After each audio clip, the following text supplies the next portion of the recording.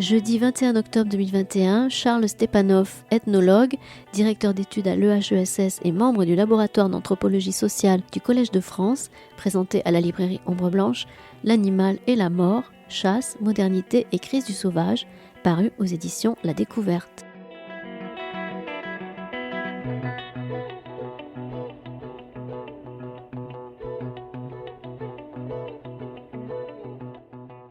Bonsoir à toutes et à tous, et merci d'être là, puisque qui va à la chasse perd sa place, vous le savez. Donc, nous sommes très heureux de recevoir Charles Stepanov, qui était déjà venu il y a 2 ans, donc lors de la parution de son ouvrage Voyage dans l'invisible. Donc, et aujourd'hui, autour de son ouvrage L'animal et la mort, donc le sous-titre est important, Chasse, modernité et crise du sauvage. Alors, je rappelle que vous êtes docteur en ethnologie, vous êtes directeur d'études à l'EHESS, vous êtes membre du laboratoire d'anthropologie sociale au Collège de France, que vous avez beaucoup travaillé sur le chamanisme et donc que vous vous intéressez aussi aux relations aux animaux sauvages et domestiques dans le contexte de la chasse et de l'élevage en France, ce qui est un peu l'objet de cet ouvrage. Alors, je crois que pour résumer, je dirais, pour présenter rapidement cet ouvrage, on a là une lecture anthropologique de ce phénomène qui est la chasse. Une enquête un peu du rapport au monde sauvage, ou peut-être de ce qu'il en reste, on va dire, on verra dans la conversation. C'est aussi une tentative d'examen de notre cosmologie, en quelque sorte, qui débouche aussi sur la question de la violence. Car à la chasse, je crois qu'on peut associer cette réflexion sur la violence, et vous avez pour ce faire sillonné la France rurale, les forêts, les bocages, les plaines. Vous avez rencontré la France des chasseurs, qui sont souvent les mal-aimés des métropoles. Et donc, dans cet ouvrage d'une grande richesse, je dirais, pour débuter cette conversation, qu'ont de commun, au fond, les chasseurs d'Eure-et-Loir avec les Sibériens ou les Canadiens que vous avez rencontrés? Alors c'est vrai, pas grand-chose a priori. Alors canadien, j'ai pas été au Canada, mais bon, moi mon domaine de spécialité, donc c'est la Sibérie du Sud, Touva, entre la Russie et la Mongolie. Et j'ai découvert la chasse sur ces terrains-là. J'étais pas du tout d'une famille de chasseurs, de banlieusards. Et j'étais allé chercher en Sibérie d'abord le chamanisme, des pratiques rituelles, la communication avec les esprits des montagnes, les âmes des animaux, etc. Donc, qui a fait l'objet de mon livre précédent. Et puis, je m'intéressais à des formes de rapports vivriers au milieu vivant qui pourraient avoir des équivalents dans le monde occidental pour essayer de percevoir la complexité en fait de notre rapport au monde vivant ici en Occident, proche de chez nous. Si vous voulez, c'est inspiré par l'idée que l'anthropologie, elle doit éclairer le lointain par le proche et par le lointain, comme dit Lévi-Strauss. Donc faire un aller-retour dans ce travail de traduction, de comparaison entre les sociétés, entre les cultures, qu'on peut faire ressortir des invariants et des contrastes. Donc l'idée qu'on a de base quand on mène une comparaison de ce type-là et qui est présente chez beaucoup d'anthropologues, c'est qu'il doit y avoir dans les sociétés traditionnelles, sociétés autochtones, un usage de la chasse qui est de subsistance. On chasse pour survivre dans les sociétés primitives, c'est ça l'idée qui est partagée aussi par le sens commun. Et puis que dans les sociétés modernes, en Occident, on chasse pas pour survivre, pour le plaisir. Donc il y a une opposition entre subsistance et loisir. Et en fait, c'est pas exact, ni d'un côté ni de l'autre. Ce que montrent les travaux des anthropologues pour des peuples chasseurs-cueilleurs ou horticulteurs-chasseurs en Amazonie, par exemple. Alors, je cite les Achuar, étudiés par Descola. On peut citer les Kalapalo en Amazonie. Hélène Basso rapporte que ils vivent essentiellement, les Indiens, ils vivent essentiellement de l'horticulture, des plantes qu'ils cultivent, et puis quand ils s'ennuient, ils vont aller à la chasse. On n'est pas dans le modèle, vous voyez, de chasser pour survivre. C'est pour rompre la routine habituelle. Et ils vont aller chasser. Et ça va amener la viande, il va y avoir des festins, il peut y avoir un peu de festivité. Voilà, ça rompt l'ordinaire. Donc, du côté des populations exotiques, on n'est pas dans simplement chasser pour survivre. Et du côté occidental, on n'est pas non plus forcément dans chasser juste pour un plaisir gratuit, pour le sport. Cette notion, on pourra y revenir, qui vient de l'Angleterre, en fait. Sportsman, au XIXe siècle, ça désigne un chasseur. Le sport, au XIXe siècle, en français, c'est emprunté de l'anglais, ça désigne uniquement les chasseurs. Revue de sport, au XIXe siècle, c'est la revue des chasseurs. Mais ça, c'est une vision bourgeoise. Et en fait, on a trop projeté sur l'ensemble des pratiques de chasse en Occident ce qui relève d'une minorité qui est des élites, qui est une chasse sportive, chasse de loisirs, qui déprécie des pratiques populaires qualifiées de cuisinières qui sont tournées vers la production de viande. Donc, et c'est ce que je constate dans mes enquêtes sur le terrain. Donc l'Ambos, les Yvelines, le Perche, que dans les milieux populaires ruraux, il y a une éthique qui est liée à la chasse comme production de viande. C'est-à-dire que ce qu'on tue, on doit le manger. Et là, c'est un impératif qui est vraiment affirmé dans ces milieux-là, qui est revendiqué par opposition aux pratiques sportives des classes supérieures. Voilà. Oui, alors justement, vous dites aussi que nous vivons dans un paradoxe. À travers cette enquête, on le remarque, c'est que la nature n'a jamais été autant exploitée, mais elle n'a jamais été autant protégée.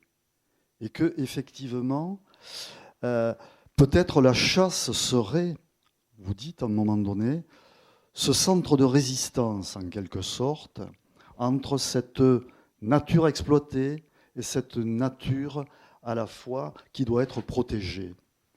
Est-ce que vous pouvez nous développer cette notion ? Voilà, c'est le point de départ dans l'introduction du livre, de prendre du recul. C'est la méthode anthropologique, en comparant les façons d'organiser et de conceptualiser la violence dans les différentes sociétés humaines. Il y a quelque chose de très singulier dans les sociétés modernes occidentales, qui est ce double traitement des milieux vivants, des êtres qui les habitent. D'un côté, l'Occident a inventé les modes d'exploitation les plus destructeurs, l'exploitation productiviste, à la fois des végétaux, des animaux, des milieux vivants. Alors chez les animaux, on pensait au système industriel des productions animales, qui est le rapport le plus brutalement cruel que des sociétés humaines aient inventé par rapport aux animaux, qui nie complètement la possibilité de relations sociales entre les animaux, de comportement et de liens entre l'animal et un milieu vivant, qui est une évidence pour toutes les autres sociétés. Mais d'un autre côté, l'Occident a aussi inventé l'inverse, qui est le rapport le plus bienveillant, le plus protecteur aux êtres vivants, par la création de zones protégées, par la notion d'espèces protégées, d'espèces menacées qu'il faut préserver, espèces sauvages, qu'on va réintroduire. Et puis, l'animal de compagnie aussi peut être une figure de ce paradigme de la bienveillance protectrice, une figure exacerbée dans le cas des chiens, des chats et autres animaux de compagnie qui vivent en dépendance totale de l'humain, qui sont nourris, protégés, soignés, castrés aussi, donc ils sont dans un état d'immaturité perpétuelle, donc ce que j'appelle l'animal enfant. Donc ce contraste entre l'animal matière, qui est celui des productions animales, et d'un autre côté l'animal enfant. Alors, on peut en trouver des racines dans l'histoire, on peut en trouver des équivalents dans d'autres sociétés, même l'animal enfant. Bon, il y a les petits chiens pékinois à la cour des empereurs sino-mandchous, mais c'est des cas très limités à une élite exceptionnelle. Alors que ce qui est particulier dans nos sociétés, c'est la systématisation de ces types de rapports à l'animal, d'un côté avec les productions animales et de l'autre côté avec l'animal de compagnie présent dans la plupart enfin, une très grande partie des foyers aux États-Unis ou en Europe. Or, quel est le statut du gibier, de l'animal sauvage chassé dans ces deux paradigmes? Eh ben, il n'entre ni dans un paradigme ni dans l'autre. L'animal sauvage, du coup, gibier, constitue une sorte d'exception à cette bipartition, ou un troisième terme, puisqu'il ne fait pas partie des espèces protégées, le gibier, puisqu'il est tué, il est poursuivi. Il ne fait pas partie des animaux de compagnie, ce n'est pas l'animal enfant, au contraire, on admet qu'il ait la possibilité de se reproduire à sa façon, de trouver lui-même sa nourriture. Et puis il n'est pas non plus l'animal matière, puisque justement il a son propre milieu. Pour qu'il y ait gibier, pour qu'il y ait chasse, il faut qu'il y ait un animal qui soit capable de résister à l'action du chasseur, de lui échapper, qui soit capable de se nourrir lui-même, mais aussi d'avoir des refuites, on appelle ça, d'avoir des techniques de ruse, donc d'être intégré à un milieu et de n'être pas entièrement soumis au contrôle de l'humain. Voilà. Donc, on voit dans ce rapport particulier au gibier quelque chose qui échappe à cette bipartition moderne entre animal-matière et animal-enfant. Ceci dit, ce gibier disparaît petit à petit. Les perdrix ont disparu. Il y a un très beau chapitre dans votre livre sur la disparition des perdrix. Le lapin, il y a tout ce petit gibier a disparu. Et chez les chasseurs, ça suscite, que vous avez rencontré, toute une série de réflexions qui font appel à la fois à leur imaginaire, quelque part, et à la façon dont aujourd'hui ils vivent, je dirais, cette absence, quelque part, de chasse, puisque souvent, tout ce petit gibier a disparu et c'est le sanglier qui l'a remplacé, en quelque sorte. Oui, tout à fait. Alors, s'intéresser aux chasses paysannes, c'est enquêter sur un désastre, puisque cette chasse, elle était fondée sur un tissu de relations quotidiennes entre les humains, paysans, ouvriers, forestiers, un territoire et puis des habitants non humains de ce territoire. C'est quelque chose de ternaire comme ça. Et la chasse paysanne ne peut pas être considérée indépendamment de ce territoire qui réunit les chasseurs et le gibier. Or, au cours des décennies qui suivent la Deuxième Guerre mondiale, tous les anciens le racontent, on assiste à une disparition, une régression d'abord, et puis disparition, extinction véritablement de plusieurs espèces qui étaient les emblèmes de ce rapport de subsistance à la terre, ce qui est la chasse paysanne, à savoir, vous l'évoquiez, la perdrix, le faisan, les lièvres, les bécasses, de nombreux petits oiseaux, les lapins.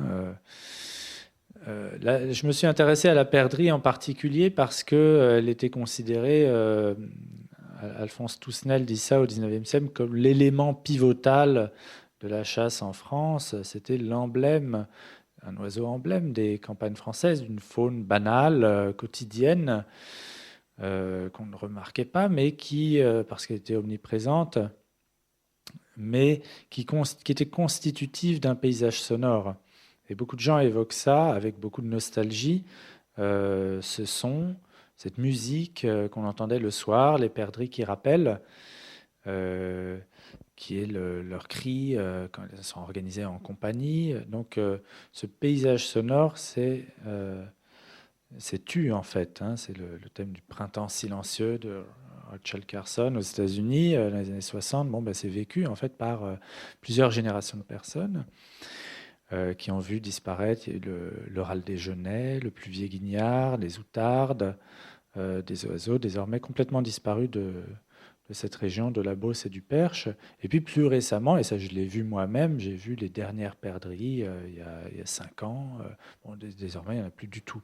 Donc ce sont des extinctions auxquelles nous assistons, qui modifient les paysages et qui font s'effilocher des liens entre les habitants et ces cohabitants non humains. Donc c'est ça que j'essaie d'approcher dans une perspective éco-sociologique qui mêle à la fois des questions culturelles, de tradition, et aussi des questions de présence de la faune et de comportement des animaux, puisque tout ça est évidemment entremêlé. Donc il y a un déclin corrélé entre la chasse populaire, qui perd 1 million d'adhérents depuis 40 ans, et puis le déclin de la petite faune. Alors, vis-à-vis de ce type de chasse, il y en a une autre, qui existe elle toujours, qui est un héritage, je serais tenté de dire, de la chasse aristocratique, quelque part, avec aujourd'hui de grandes battues quand même encore en Sologne, parce qu'il y a une classe sociale qui souhaite aller chasser, qui veut chasser, et comme on dit, je ne vais pas faire Boris Vian, il faut que ça saigne, mais qui demande à ce qu'il y ait du gibier à disposition, et donc on va introduire sur des espaces, je dirais, protégés quelque part, et on va faire venir là des gens qui viennent chasser, mais qui n'ont rien à voir avec ce type de chasse que vous avez rencontré par ailleurs. Alors on a deux mondes là en quelque. Oui, il y en a même plus, parce que les traditions de chasse sont très diverses selon les régions également. Si on parle de l'Alsace, la chasse à la pirche, qui est du monde germanique, qu'on n'a pas dans le reste de la France. La chasse au gibier d'eau, c'est tout un monde. Alors au niveau sociologique, on peut dire qu'il y a d'après les sociologues, 3 grandes traditions. Qui sont des mondes avec des cultures particulières. La chasse aristocratique, elle, c'est la chasse à courre, c'est assez différent, sans fusil, et qui est fondée sur le travail des chiens, de la meute, qui va poursuivre un animal identifié. Il y a la chasse bourgeoise, donc c'est plutôt ça les grandes battues. Et puis, chasse paysanne que j'évoquais, mais qui a été amenée soit à disparaître, soit à se reconvertir et à passer à des pratiques qui étaient plutôt d'élite, plutôt bourgeoises. Donc aujourd'hui, c'est très emmêlé. Il y a des agriculteurs qui vont participer à des chasses en parc, par exemple, qui sont de tradition bourgeoise pour tirer des sangliers. Donc évidemment, là, c'est pas la tradition paysanne, c'est certain. Donc il y a eu une transformation qui a un impact sociologique, culturel et écologique aussi. Ça a été le passage, la conversion des classes populaires rurales du petit gibier, qui n'existait plus ou quasiment plus, qu'il fallait en tout cas cesser de prélever, et au gros gibier qui, pendant 1000 ans, était réservé aux élites sociales en France et dans le reste de l'Europe. Donc ça, c'est un bouleversement extrêmement profond qui a des conséquences dans les rituels, ce que je propose en tout cas comme interprétation dans le livre, parce qu'on voit apparaître des rituels étranges, complètement inattendus, le baptême du chasseur. La maculation. Oui, une maculation de sang sur le visage du néophyte, un chasseur qui tue son premier gros gibier. Ça, c'est une pratique qui a l'air hyper archaïque. On se dit que ça doit venir des Goths, des Gaulois. Et puis en fait, qui est très récente et qui se répand actuellement en France. Donc, question, comment ça se fait, pourquoi, à quoi ça répond? Bon, j'essaye d'analyser ça, d'où ça vient. C'est effectivement une pratique ancienne, mais dans d'autres régions, pas en France. Ça existait en Angleterre, déjà à la Renaissance.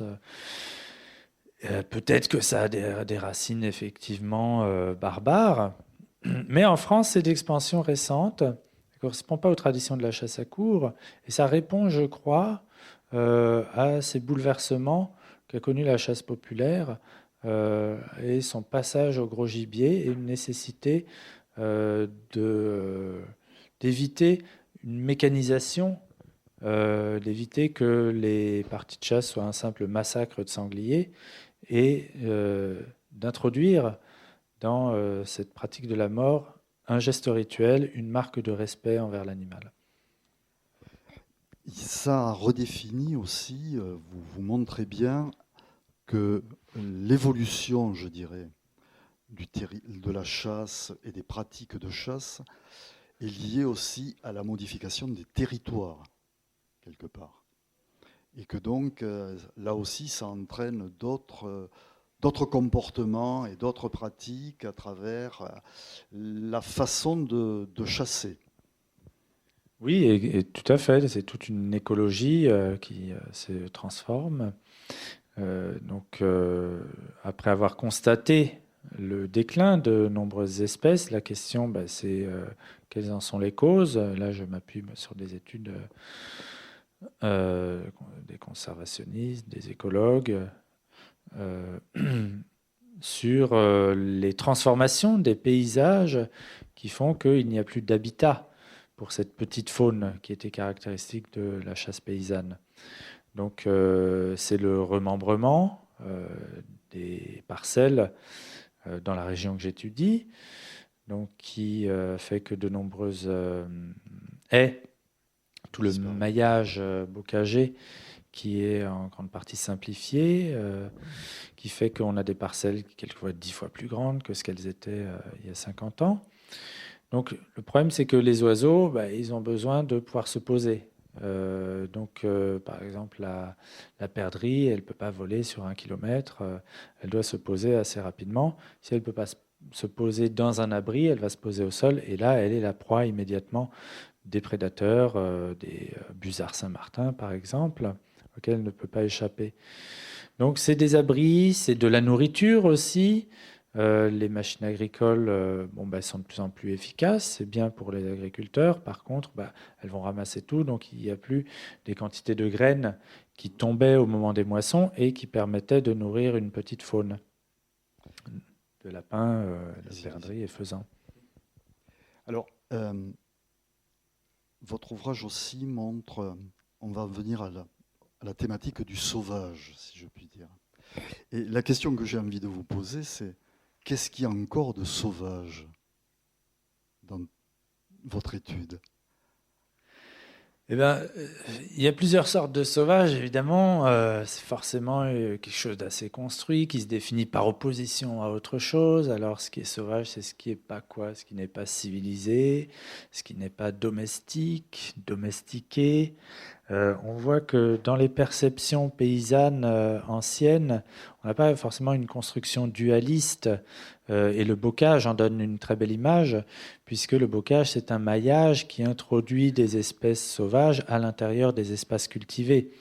Une haie bocagère, elle est composée d'espèces sauvages que les gens, autrefois, mais encore maintenant, vont aller quérir dans la forêt, prélever des petits charmes, des petites épines noires ou blanches, et puis les planter en rang.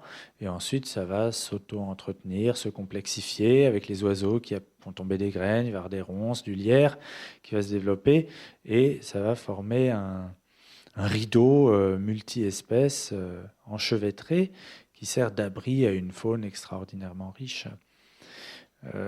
Donc, ça, c'est au milieu des cultures, au milieu de plantes qui ont été semées, de céréales et autres, plantes fourragères. Ce qui fait qu'on a toute une faune qui était adaptée à ces échanges entre milieux ouverts cultivés et puis une espèce de mini-forêt, de forêt linéaire que constituait le maillage bocager. Or, ce qu'on observe ces dernières décennies, c'est une réduction de cette forêt linéaire qui est remplacée de plus en plus par une forêt bloc. Comme ça que disent les écologues. Forêt bloc qui est la grande forêt, qui ne permet pas ces interfaces, ces échanges entre milieu ouvert, milieu fermé, et qui peut être finalement beaucoup moins riche en termes de biodiversité que le maillage bocager. et qui est porteuse, cette fois, cette organisation du paysage qui va séparer d'immenses plaines nues cultivées, comme vous voyez la Beauce actuellement. D'un côté, donc des espèces domestiquées dans des espaces cultivés, et puis de l'autre, les espaces des espèces sauvages, des chênes, des hêtres, qui sont la forêt et où sont censés se cantonner les animaux sauvages, les sangliers et les cervidés. On en reparlera sûrement. Donc nous voyons en fait dans cette transformation des paysages une transformation aussi cosmologique, conceptuelle, du rapport entre le sauvage et le domestique qui s'interpénètre dans le maillage bocager, alors qu'on a une division beaucoup plus dualiste et étanche, qu'on souhaiterait étanche, avec des grillages pour empêcher typiquement les sangliers de circuler et de sortir des forêts pour aller défoncer les champs de maïs. Mais on n'y arrive pas toujours.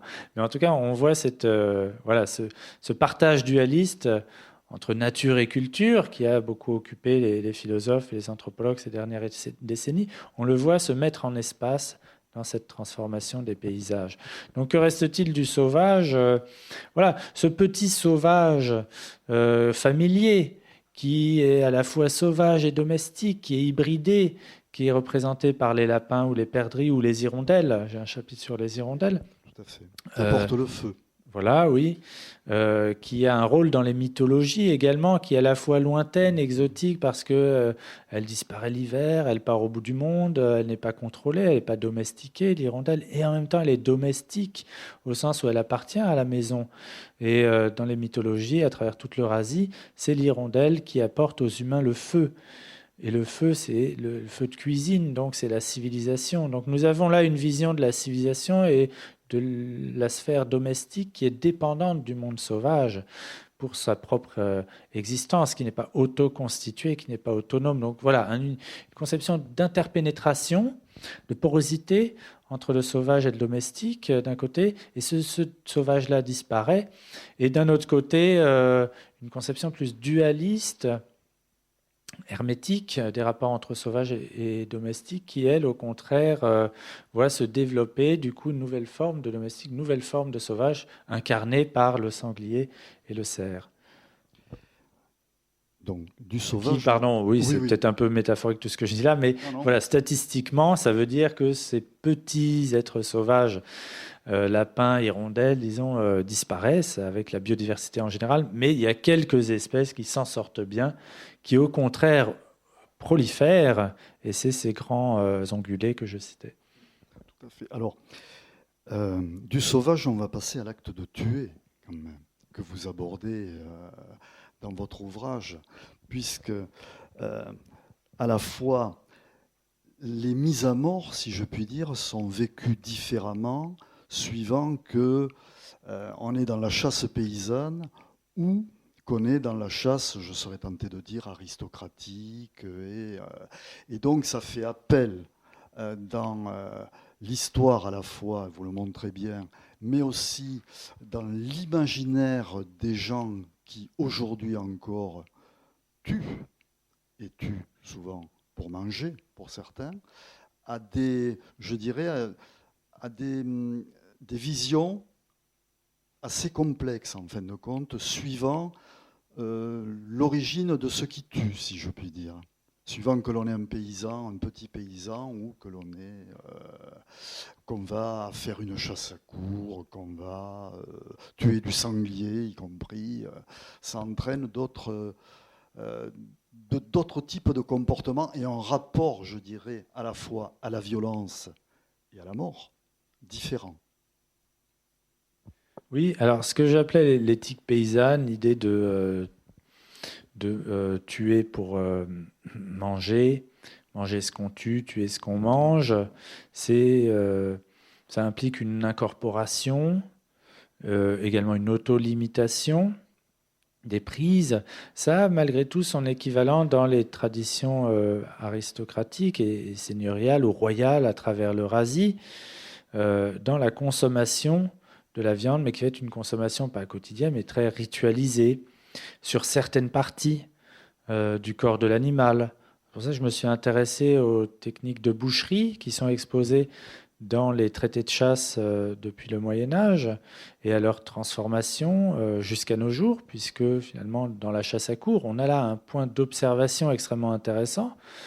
Depuis 800 ans, nous avons des informations sur les façons dont, en France, on doit l'art, l'esthétique, c'est présenté comme ça, de la découpe du cerf, et donc jusqu'à nos jours, puisque c'est toujours pratiqué.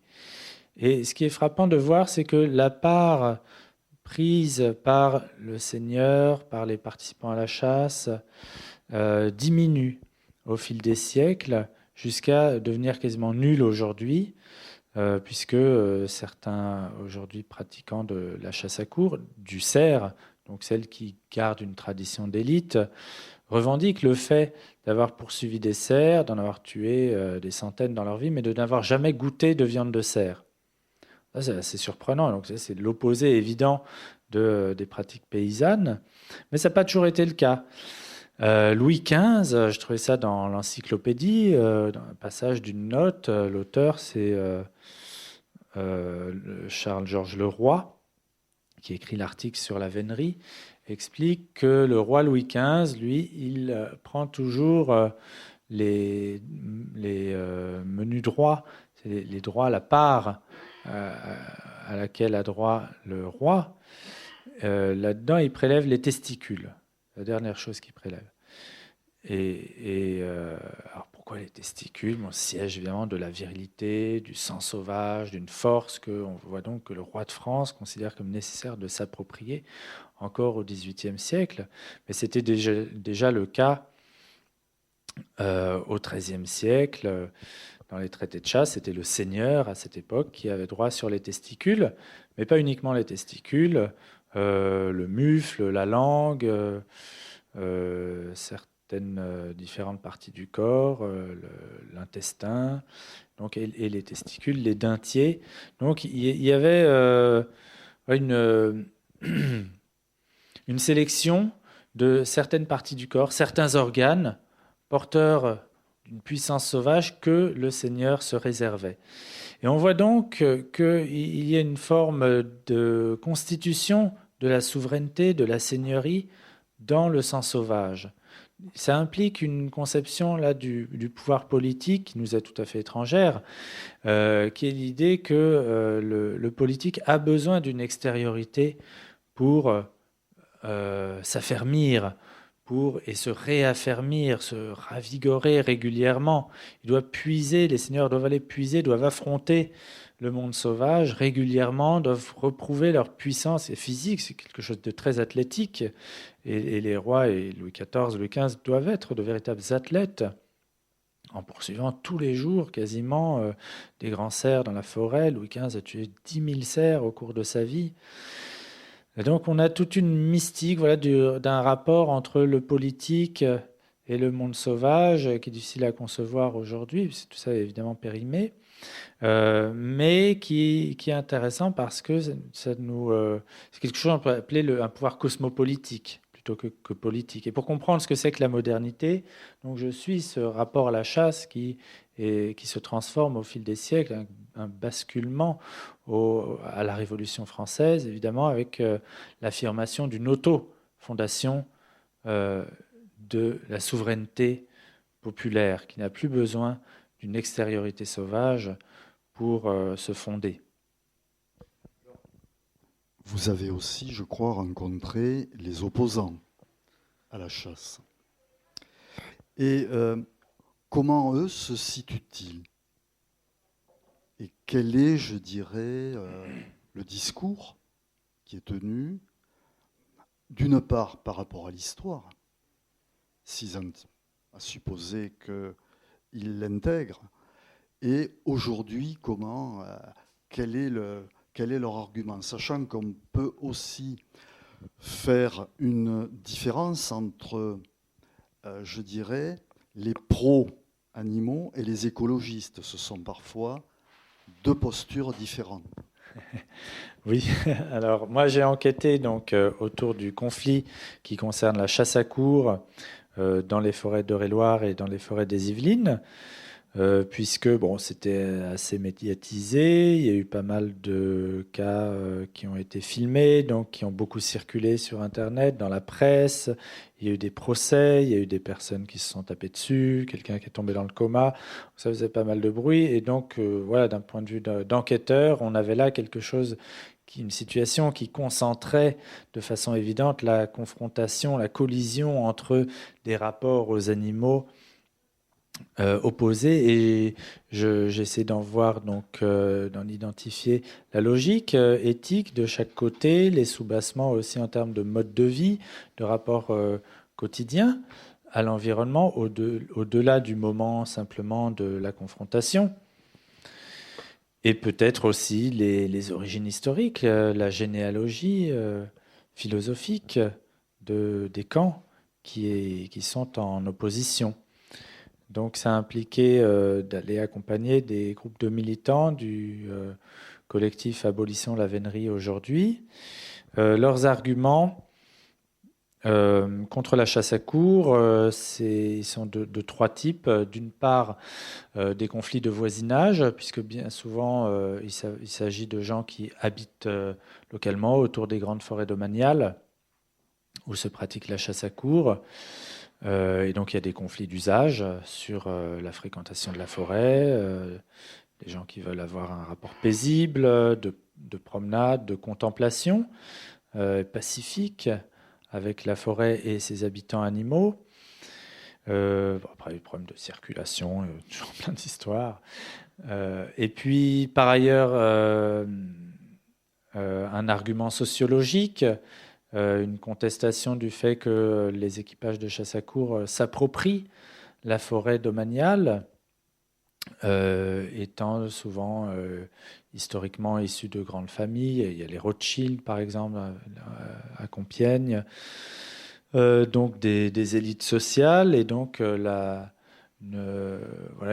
revendication de contestation sociale par rapport aux privilèges de ces élites, qui affirme en fait le droit de chasse à l'ONF. Et puis, troisième point, bien sûr, le bien-être animal. Donc, qui paraît évident, mais en fait, j'ai rencontré des gens qui me disaient, dans les militants, moi, les cerfs, ça ne me fait rien du tout, qui souffrent. Moi, je suis là en tant que militant politique contre l'appropriation de la forêt par une petite élite. Donc, on va avoir du coup des gens qui viennent avec des revendications, des points de vue assez différents, assez hétéroclites. On peut avoir des jeunes étudiants, des thésards qui viennent de Paris, qui prennent le RER pour aller militer plutôt d'un point de vue politique. Et puis des gens qui se plaignent parce qu'il y a les voitures des chasseurs qui font du bruit et ça les gêne autour de leur maison. Mais le gros, le cœur évidemment des militants, malgré tout, ça va être les fondateurs. Ce sont des gens qui sont engagés pour la cause animale et qui militent aussi dans d'autres associations comme L214, donc soit pour l'abolition de l'élevage ou pour l'abolition de l'élevage industriel, et de façon générale qui sont motivés par la question du bien-être animal, et dans ce cas-là, qui font état de sentiments de compassion, d'empathie à l'égard du cerf qui est poursuivi, puisqu'en général, il s'agit d'équipage de cerfs. Oui, vous avez un chapitre d'ailleurs qui s'intitule « Les larmes du cerf », oui. qui aborde cette question. Vous expliquez d'ailleurs qu'au fond, toutes ces tendances vont quelque part devoir cohabiter très longtemps, si je puis dire. Il est difficile donc à la fois, lorsqu'on lit votre ouvrage, je dirais, d'être ou pro-chasse ou anti-chasse. Ce n'est pas votre propos de toute façon, c'est un peu d'essayer de dépasser cette contradiction, en quelque sorte. Du moins, c'est comme ça que je l'ai entendu, ou que je l'ai compris, si tant est que je l'ai compris. Mais bon. Et donc, je crois que c'est ce que vous voulez montrer, en quelque sorte, que quel sera le dépassement, on ne sait pas, en fin de compte. Alors, quand on fait une enquête en sciences sociales sur un conflit, le but ne va pas être de trancher, non, surtout quand il s'agit de gens qui appartiennent à des milieux sociaux différents, porteurs de modes de vie, de rapports à la terre différents, et pas de raison de dire on va supprimer les uns au profit des autres. Le but de l'enquête va être ici de documenter d'abord, d'aller plus loin que simplement une enquête journalistique, en rencontrant les gens, en essayant de expliquer leurs actes. Par exemple, il y a une femme, quand j'étais avec les militants dans la forêt de Rambouillet, elle s'est jetée, enfin elle s'est pas jetée, mais elle est allée dans un étang, il faisait froid, c'était l'hiver, pour aller secourir un cerf qui était en train de se noyer, qui était aux abois, enfin, il faisait un ballot, comme on dit en vénerie, entouré par la meute de chiens. C'est un geste extraordinaire qui a interloqué énormément de gens. Ensuite, ça a été relayé dans le Parisien, dans les médias. Et d'ailleurs, dans le Parisien, il disait elle est allée dans les temps pour sauver le cerf. Après, je l'ai rencontré, on a discuté pendant longtemps, fait un entretien. Non, elle n'était pas allée pour sauver le cerf. Pour elle, c'est évident qu'il allait mourir. Il était déjà à l'agonie, il y avait les chasseurs autour. Elle n'avait pas lui faire un massage cardiaque. Il avait sûrement déjà fait une crise cardiaque. Donc il se noyait, effectivement, il s'est noyé. Pour elle, l'essentiel, c'était de montrer qu'une autre attitude à l'égard de cet animal était possible, une autre que celle de la poursuite jusqu'à l'épuisement, qui est la technique de la chasse à courre. Pour elle, il s'agissait de mettre en valeur et faire filmer aussi, ensuite et diffuser cette image, une attitude d'un humain qui va prendre des risques, qui va prendre froid pour aller secourir un animal sauvage. Donc une attitude de compassion. Voilà. Donc pour répondre plus précisément revenir à votre question, voilà, il s'agit de documenter ces attitudes, de comprendre quelles sont les motivations des gens, quelles sont leurs valeurs, et d'en comprendre, comme je disais aussi, les racines historiques, ce qui m'a amené aussi à voir comment ces conflits, ces tensions se formulaient, se configuraient à d'autres époques et puis aussi dans d'autres régions du monde. Vous abordez d'ailleurs à ce propos la question de ce qu'on appelle, vous venez d'y faire un peu référence, mais on pourrait poursuivre sur, au fond, l'évolution dans la sensibilité et la façon dont la sensibilité, sa propre sensibilité, mais la sensibilité à l'animal a évolué aussi à travers l'histoire et à travers cette histoire de la chasse. Oui, tout à fait. Alors, je formule ça sous le terme paradoxal de prédateur empathique. C'est l'idée que l'humain est un prédateur empathique. Les humains sont des prédateurs, ils font des dégâts sur la faune depuis longtemps, ils prélèvent. Donc, par rapport aux chimpanzés, des analyses statistiques de comparaison entre des peuples de chasseurs-cueilleurs actuels ou récents et des populations de chimpanzés, mais il y a beaucoup plus de prise sur d'autres animaux chez les humains que chez les chimpanzés. La viande a une part plus importante dans la consommation. Même si on a exagéré auparavant ces contrastes, les chimpanzés chassent aussi, l'homme n'est pas la seule espèce de primate chasseur en fait. Et puis par ailleurs, même chez les chasseurs-cueilleurs, la viande ne fait pas l'essentiel de l'alimentation, à part dans les peuples arctiques chez les peuples arctiques et subarctiques. Donc il y a une tendance forte à la prédation chez l'humain, d'un côté, mais nous ne sommes pas des prédateurs ordinaires.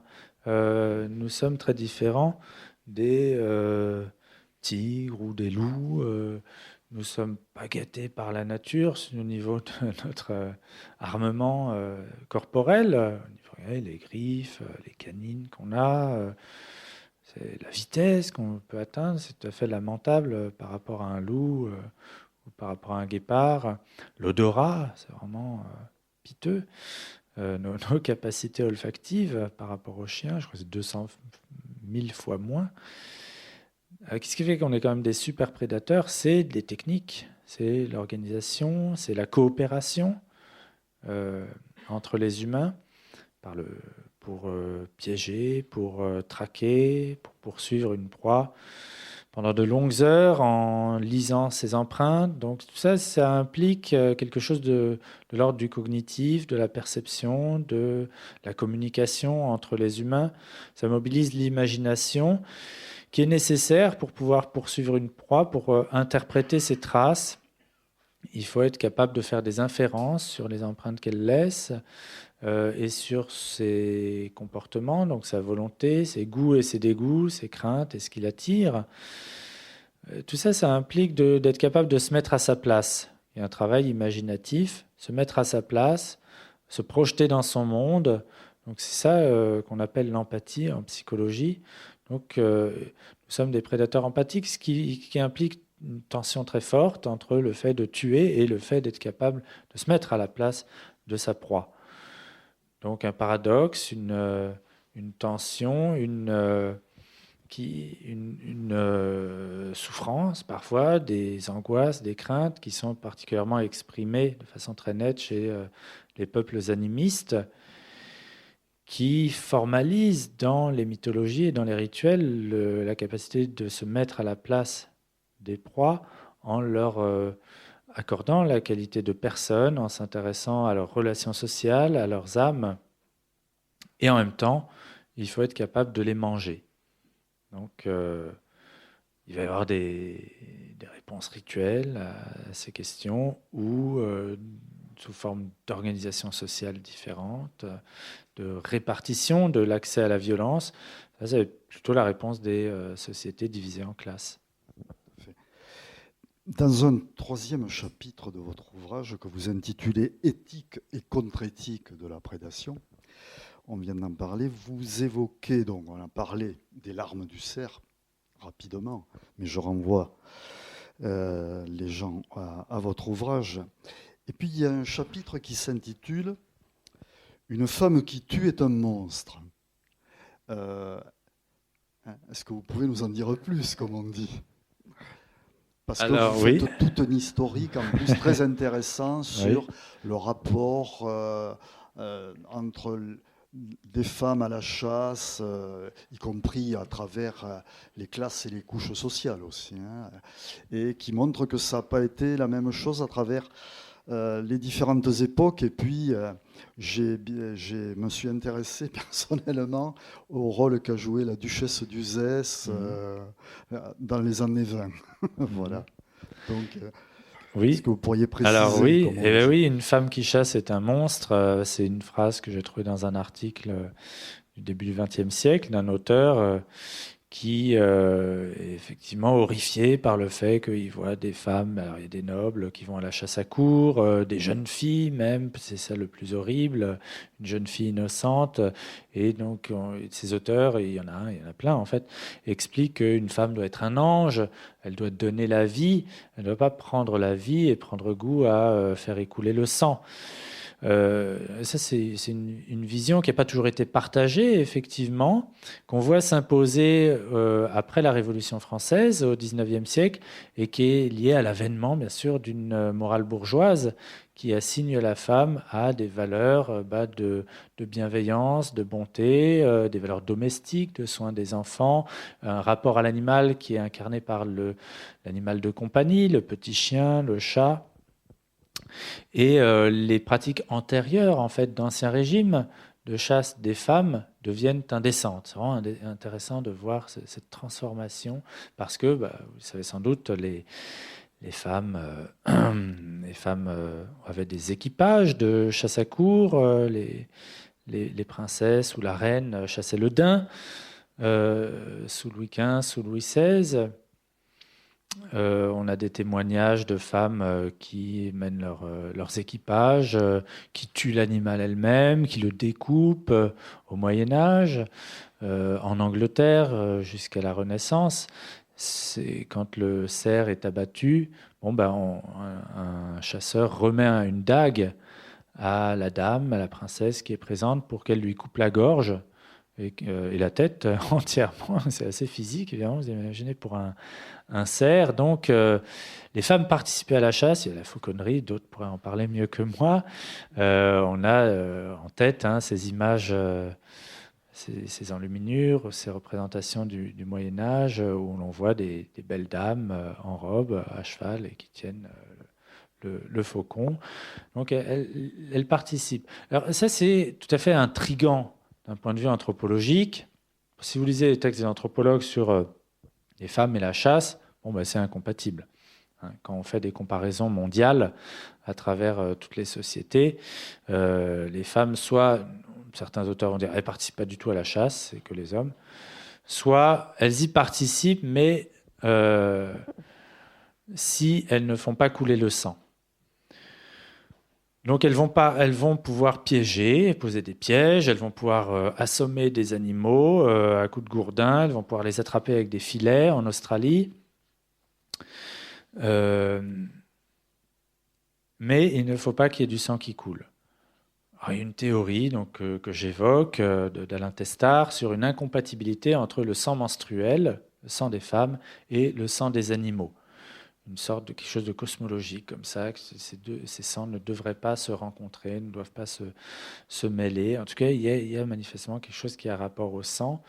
Et donc mon hypothèse, c'est qu'il y a une exception aristocratique dans les sociétés de classe européennes qui fait que probablement cette perception d'une incompatibilité des sangs ne fonctionne pas avec le sang noble. Parce qu'il est différent, parce que le sang noble, comme je l'évoquais tout à l'heure, il doit se recharger régulièrement dans le sang sauvage. Ça, c'est présent à travers toute l'Eurasie. Et donc, chez les femmes nobles, si vous voulez, la puissance du sang sauvage l'emporterait sur la puissance du sang menstruel.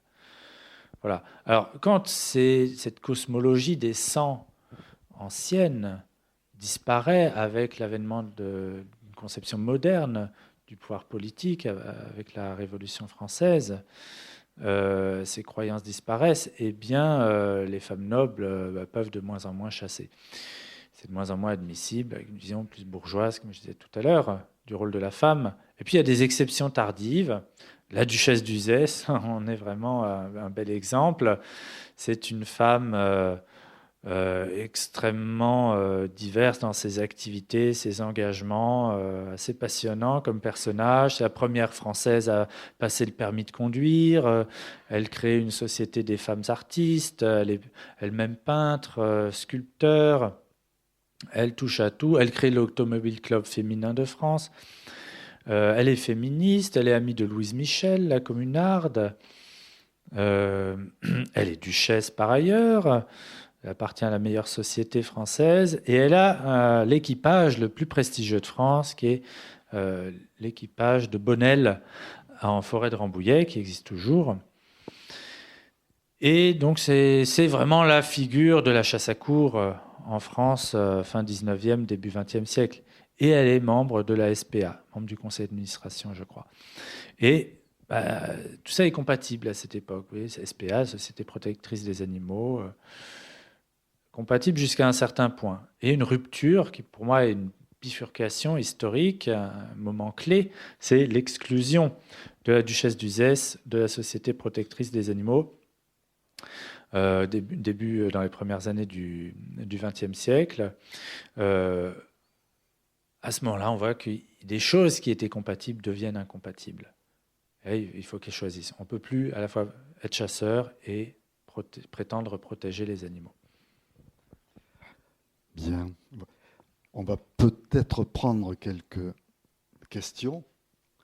Il y aurait encore d'autres choses à dire, mais je les ajouterai. Ben écoutez, on va faire comme à l'école. Hein. Vous levez la main et je vous passe le micro. Voilà. Merci en tout cas.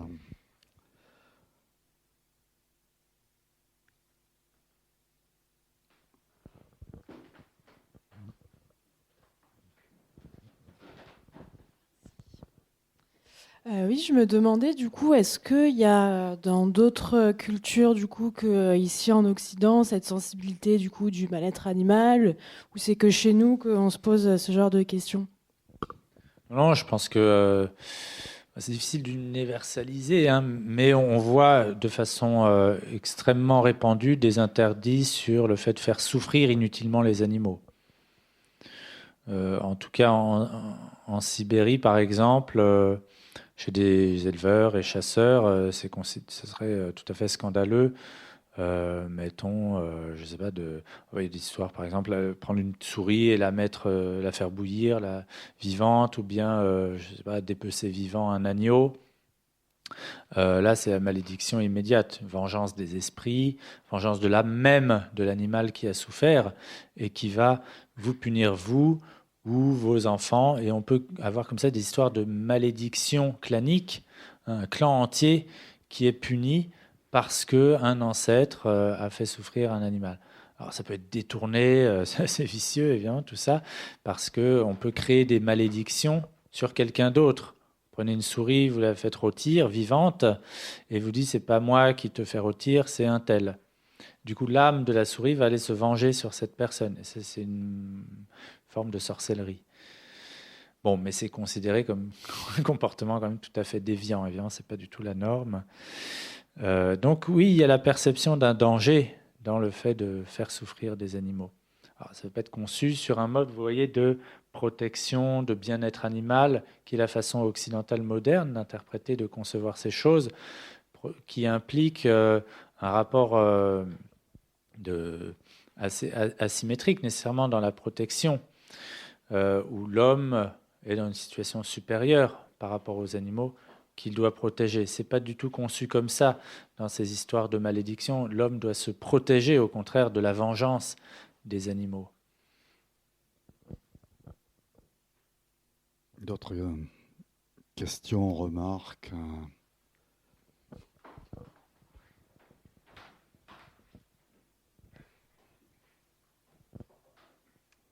Oui, vous parliez de la disparition du petit gibier, et je voulais savoir si dans les petits animaux, il y en avait qui étaient aussi de plus en plus fréquents dans les campagnes, et qui du coup étaient plus chassés, étaient davantage chassés qu'avant.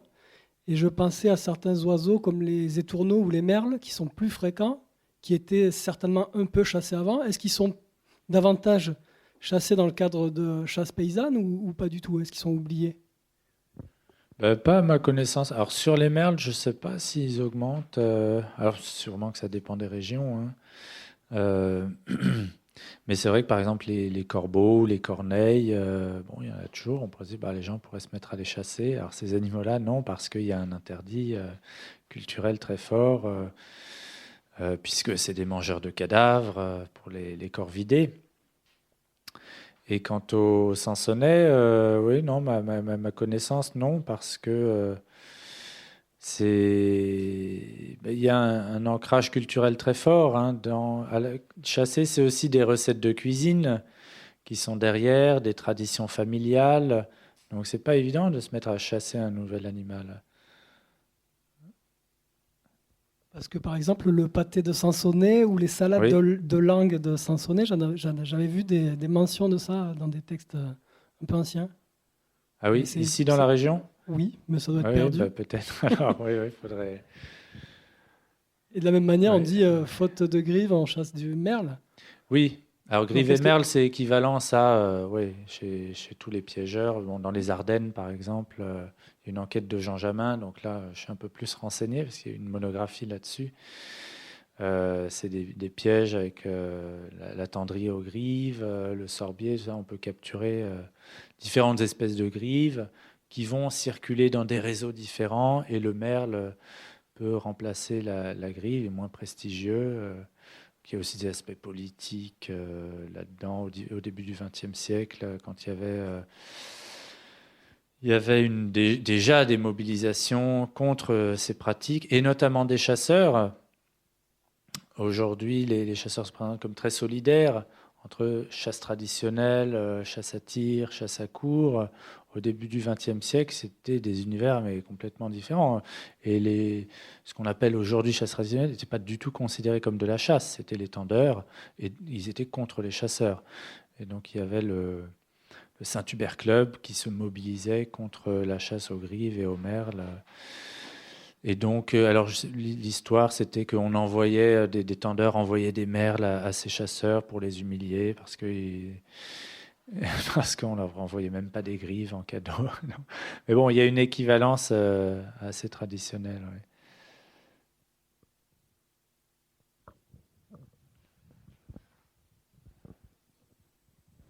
parliez des stratégies de compensation qu'utilisent les prédateurs empathiques lorsqu'ils tuent des animaux. Et je me demandais si vous en aviez des exemples pour les chasseurs occidentaux. Alors, disons que il y a souvent cette idée, oui, que la chasse nous donne accès à de la viande qui est un don, soit don de l'animal, je parle en général, de ce que dit l'anthropologie de la chasse chez les peuples chasseurs. Donc, l'animal qui a été tué est perçu comme un don, soit de l'animal lui-même qui se serait offert dans un acte d'amour aux chasseurs, soit un don des esprits maîtres du gibier. Et donc ça implique une obligation de reconnaissance de la part des chasseurs sous forme d'un contre-don. Alors comment ça fonctionne ? Assez souvent dans les récits de chasse en Sibérie, il y a une histoire merveilleuse où le chasseur va souffrir pendant longtemps, il ne trouve pas de gibier, il a faim, il a soif, il n'en peut plus, et là il implore les esprits, et à ce moment-là, l'esprit va lui offrir la présence, le surgissement tout d'un coup d'un beau cerf ou d'un beau renne. Il a préparé sa demande sous forme d'une offrande de lait ou de thé par des libations, ou des offrandes dans le feu. Donc là, c'est très clair, on voit bien l'aspect don contre don. Alors, Sergio Dalla Bernardina montre que chez les chasseurs en Occident, on a quelquefois un schéma narratif qui ressemble avec le fait que le chasseur doit beaucoup souffrir, il doit marcher pendant des heures ou même des jours dans la montagne pour aller rencontrer le gibier, et enfin, exténué, il le rencontre, et là, c'est un sentiment de reconnaissance extraordinaire, à tel point que quelquefois il peut ne pas tirer, tout simplement tellement il est bouleversé par la simple image de la survenue de l'animal. Dans mes propres enquêtes, ce qui peut faire penser à un don contre don, c'est l'idée que dans la chasse paysanne, le petit gibier, il se nourrit ou il se nourrissait du travail des humains. C'est des animaux qui sont inféodés écologiquement à des espaces anthropisés, des espaces de culture, qui sont nourris par les céréales qui vont se servir, ramasser les graines, les sangliers même prendre une grande partie des moissons, et dans ce cas-là, il y a l'idée qu'il y a une réciprocité.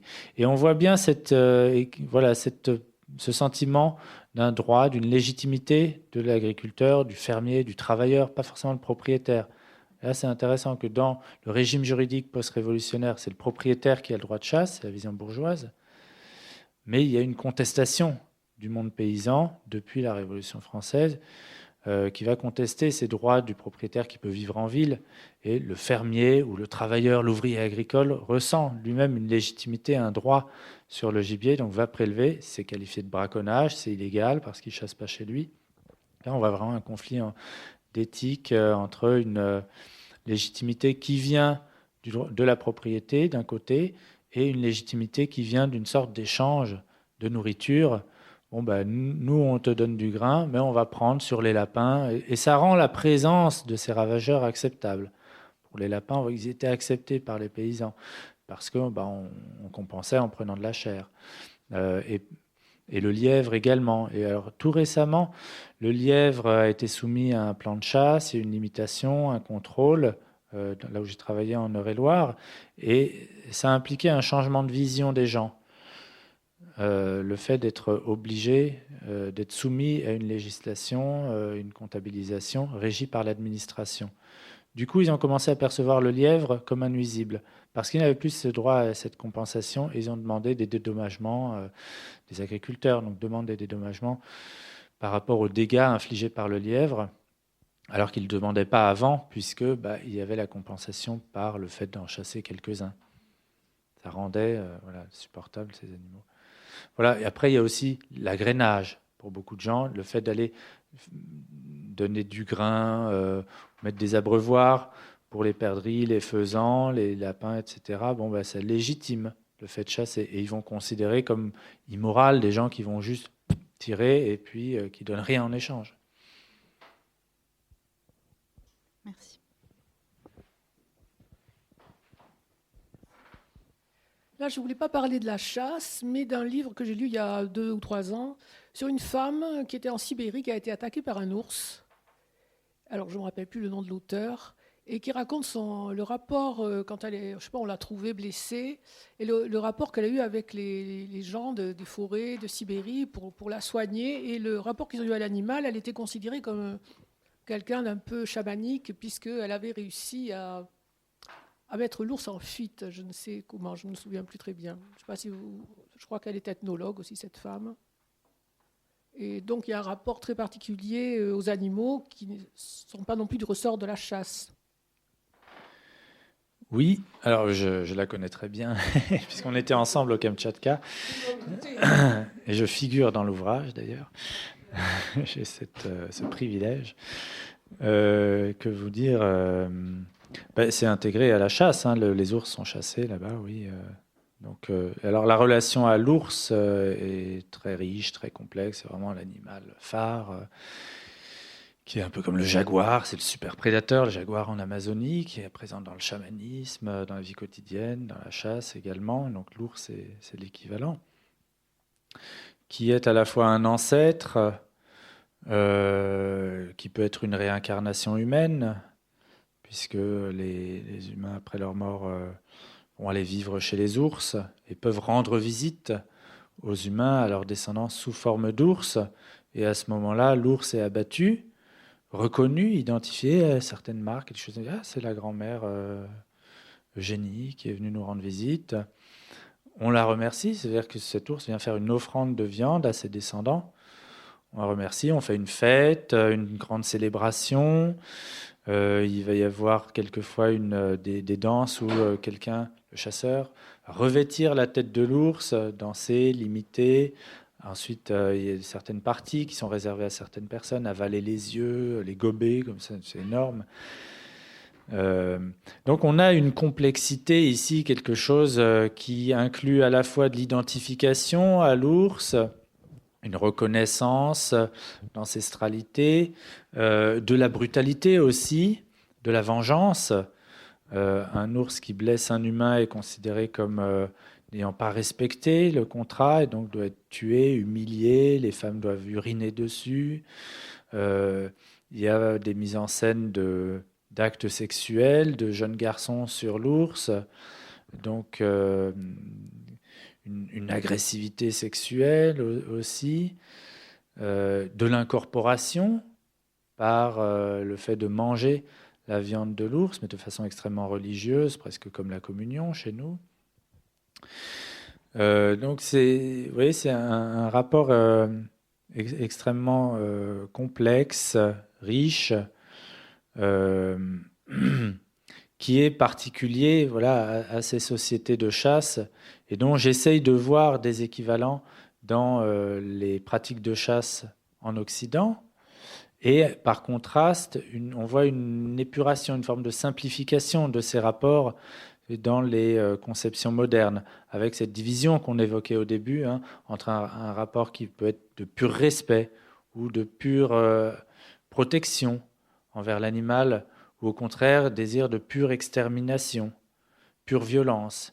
Ces différentes formes de relations, ces différentes attitudes qui cohabitaient de façon paradoxale souvent dans les gestes rituels des peuples prémodernes ou non modernes, et bien nous les voyons dans la modernité se séparer en des formes d'attitudes qui sont portées par des catégories sociales différentes. Oui. On peut encore prendre quelques questions. Je peux exprimer. Bon, merci beaucoup. Excusez-moi si je ne peux pas exprimer très bien mon question, mais est-ce que l'image d'un grand chasseur, est-ce que ça a changé?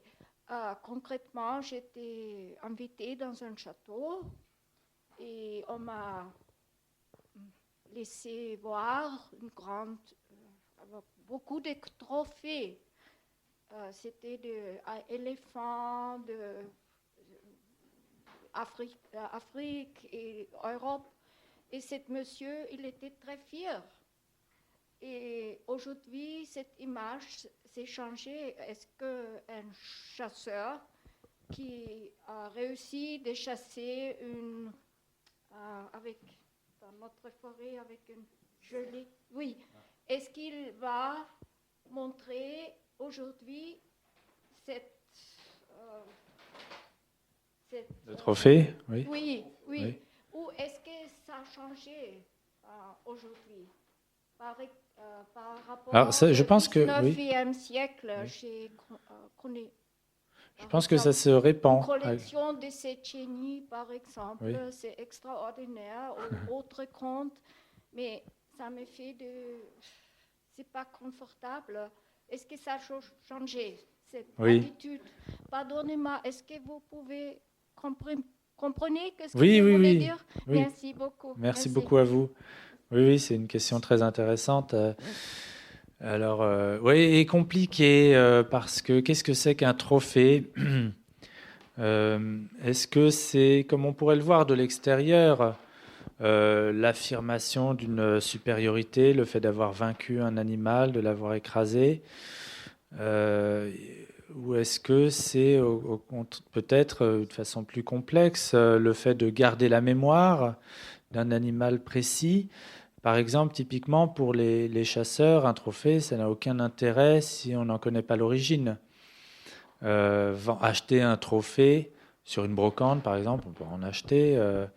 Tout le sens même pour les chasseurs, le sens même du trophée est complètement perdu. Parce que l'intérêt du trophée, faire cette façon pragmatique, c'est une situation, un geste dans lequel le chasseur va pouvoir se remémorer une chose et raconter une histoire, raconter une rencontre. Et ça, on en voit des équivalents dans les sociétés sibériennes. Par exemple, on parlait des ours, on va continuer sur l'ours.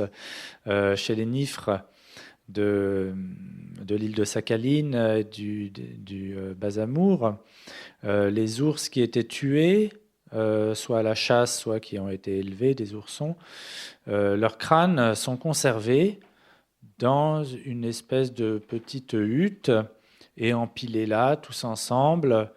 Donc, d'un certain point de vue, les gens gardent leur trophée, là, on peut dire. Mais ce qui est très important pour les gens, là, c'est de garder la mémoire de cet animal et d'être capable de raconter la façon dont il a été tué. Et ils avaient même des plats en bois spéciaux qui étaient gravés, sur lesquels on représente la scène de la chasse singulière de cet ours-là particulier. Donc il y a une connexion ensuite entre une performance orale qui est de raconter cette histoire et puis ces objets, ce support de pictogrammes en fait qui raconte l'histoire de la chasse et le trophée lui-même. C'est assez équivalent en France quand vous avez le trophée, vous avez une petite inscription, c'est pas un pictogramme, nous on a de l'écriture, mais vous avez le lieu et la date et parfois la personne qui a tué l'animal. Donc c'est assez complexe. Par exemple, un cas qui m'a bien fait réfléchir, c'était un cerf qui était bien connu à la fois dans les Yvelines et en Eure-et-Loire. Les gens l'appelaient Georges parmi les forestiers, les ouvriers forestiers, les travailleurs de l'ONF, les paysans, les suiveurs de chasse à courre. C'est vraiment une personnalité connue dans la région. Il avait été poursuivi 5 fois en chasse à courre, il en avait réchappé, donc il était plus fort que les chiens et les humains. Donc tout le monde l'admirait pour ça. Et puis il a été tué par un camion. Et c'est triste comme fin pour un cerf si glorieux. Et les gens des gens qui étaient suiveurs de chasse à courre et en même temps ouvriers forestiers, ils l'ont récupéré et un ouvrier l'a fait naturaliser et l'a gardé chez lui. Donc on voit bien là, sous forme de trophée, on voit bien là ici que c'est l'aspect mémonique qui était important et pas la victoire sur l'animal, puisque en fait, il avait été juste écrasé par un camion et pas par la personne qui a gardé sa tête. Cela dit, il peut aussi y avoir, évidemment, quand vous visitez des châteaux avec des zébus et des éléphants, des têtes de tous les animaux possibles, il y a une exhibition de puissance très nette. Hein. Et puis, on pourrait parler d'archéologie. Alors, dans des habitations néolithiques, on voit des têtes d'aurochs et des têtes de cerfs qui ont été placées à des endroits particuliers de l'habitation Donc, est-ce qu'on a là quelque chose qui relève de la sacralité ou de l'affirmation de domination? Difficile à dire, vous voyez, mais en tout cas, c'est des pratiques anciennes. Une dernière question, peut-être. S'il n'y en a pas. Non. Bien. Alors, est-ce que... Si, moi j'en ai une. Oui. Si, moi j'en ai une. Vous expliquez bien aussi, dans nos sociétés occidentales, le rapport entre ce que Norbert Elias appelait la civilisation et l'idée de civiliser par rapport à la chasse, donc ce que ça signifie, par exemple.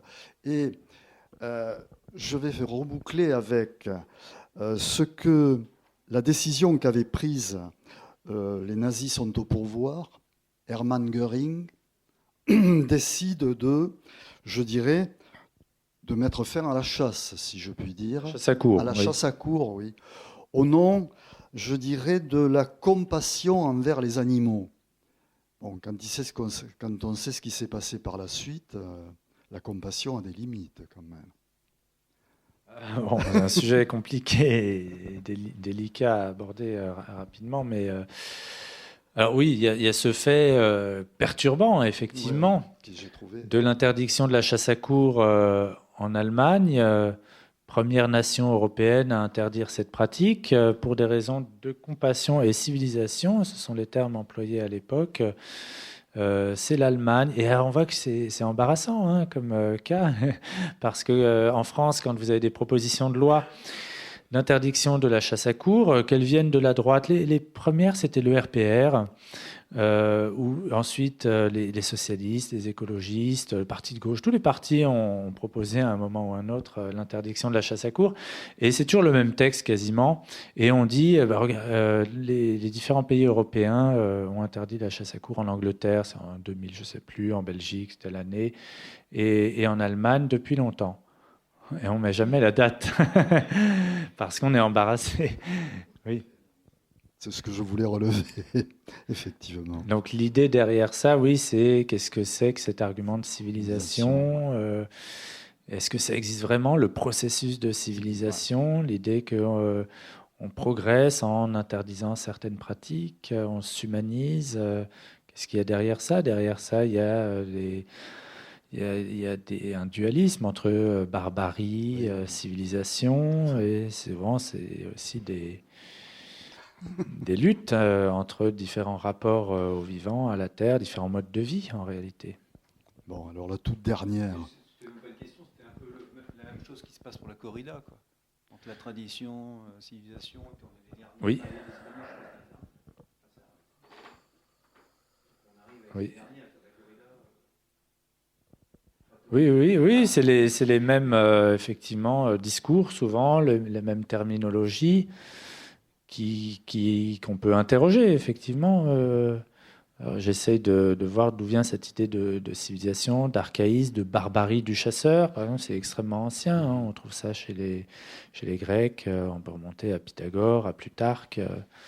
Cette notion que les chasseurs ne sont pas tout à fait des humains, ils sont trop proches de l'animal, ils sont trop proches de leurs chiens, ils adorent les aboiements des chiens au lieu d'aimer la musique. Et c'est des thèmes qui sont complètement actuels dans les polémiques autour de la chasse. Tout à fait. Bien. Eh bien, il ne nous reste plus qu'à vous remercier, à remercier Charles Stepanov, à conseiller la lecture, donc à lire et à faire lire, si je puis dire, L'animal et la mort. Je rappelle, je crois que cette conversation est enregistrée et que vous pourrez la trouver sur les podcasts de la librairie Ombre Blanche. Je vous remercie à tous et à toutes.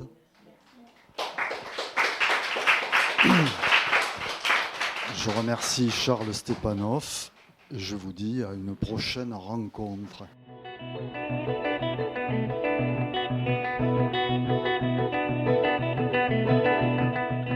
C'était Charles Stepanov, auteur de l'ouvrage L'animal et la mort, chasse, modernité et crise du sauvage, édition La Découverte, à la librairie Ombre Blanche le 21 octobre 2021.